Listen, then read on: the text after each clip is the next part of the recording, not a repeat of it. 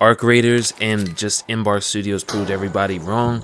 Having pretty much either half or a quarter of the budget compared to other games like Battlefield 6, Black Ops 7, somehow stole all the spotlight and shine from those big games and have been growing such a big, consistent community. And he also just won the best multiplayer game of the year awards with only being out for about like what, a month and a half or so.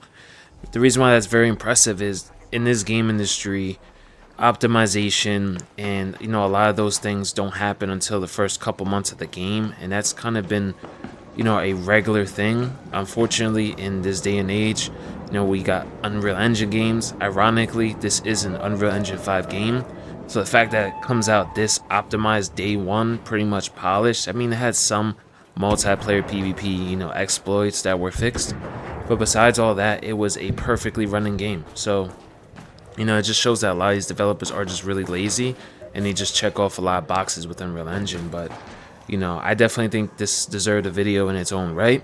If you guys like videos like this, drop a like, comment down below which games you think should have won, multiplayer game of the year, or you agree that Arc Raiders is fully deserving of that award. And honestly, this is a well-deserved win for the Embark Studios, a dev team that put transparency and hard work first. I think this was a 5 to 6 year development cycle, so they took their time with it while they had the finals, and they listened to everybody in all the beta tests and alpha tests, all those things that they did in very early. And what I love about the devs is they have such high awareness of what us gamers like, because a lot of devs constantly said that Arc Raiders just was not fun without PvP.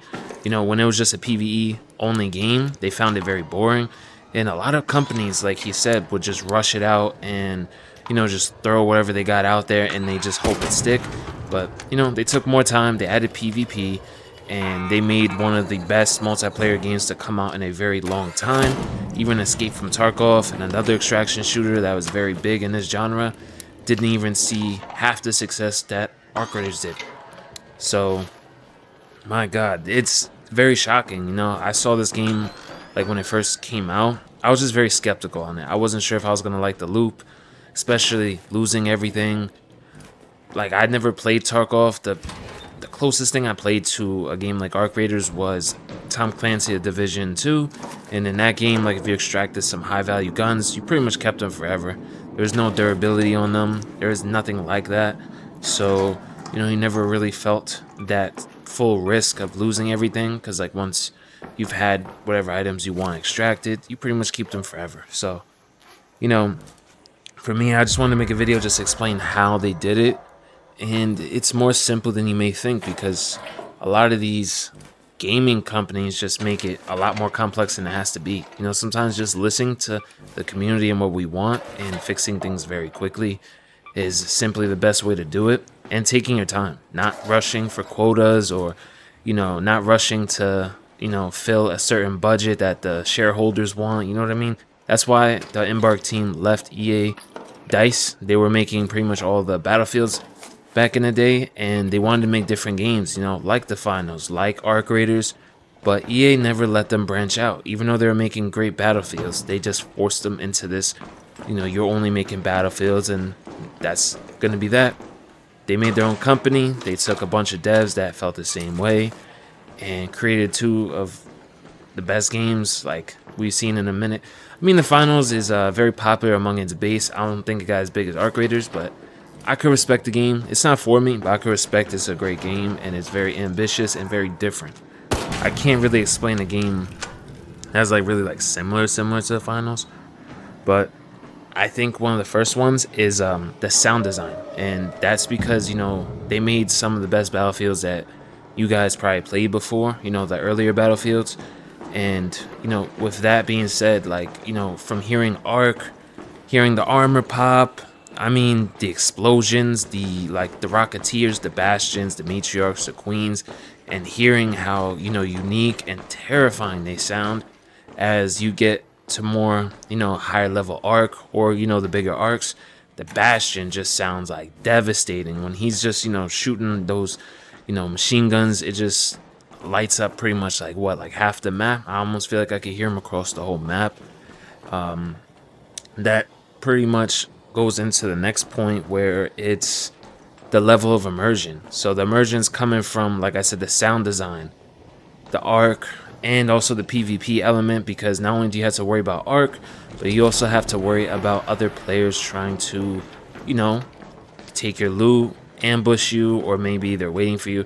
There's times where I go into these buildings, you know, I loot out a whole place, and sometimes there's an actual player just sitting at, like, let's say the 3rd or 4th floor of this building, right? And they'll just wait for anybody to, you know, loot up and probably find some of the dead bodies that that guy killed, and wait for you to come up on the 3rd floor and, you know, kill you and just loot you. And, you know, that's the whole game plan. For me, I don't, like, obviously that's it's a little ratty to do, but I really don't care too much, because at the end of the day, it's a choice. I love having a choice in the way I get to play a game.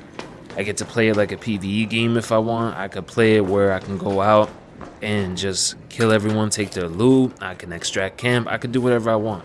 You know, certain days you feel different ways, you know, so having that choice and not being forced to a certain playstyle, I think is essential for the game to continue to grow, or even just maintain its strong player base. You know, besides the one complaint I do have, I did experience in this match, was I loaded up really late. You know, I had a route planned. I know what routes I like to take. You know, there's some rooms I go to. There's breachable rooms. And it's a very quick route. And I spawned in with, like, I think it was like 17, 19 minutes or something like that. The raid was almost like halfway done. And as you could tell, I pretty much just went to the hospital.